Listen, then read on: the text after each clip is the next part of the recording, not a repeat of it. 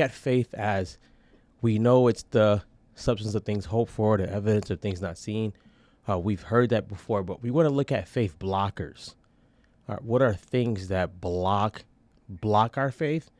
Why do those things block our faith, and how do we actually remove those things? So usually, when you want to start succeeding at something, this is like a life tip. When you want to start getting better at something, we usually start to say that you have to do some things more, but we almost want to follow like the rules in the Bible, which is John 15 when he talks about pruning, which means maybe stop certain things or cut back certain things.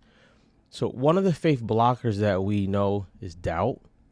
Another faith blocker that we sometimes don't recognize is just fear.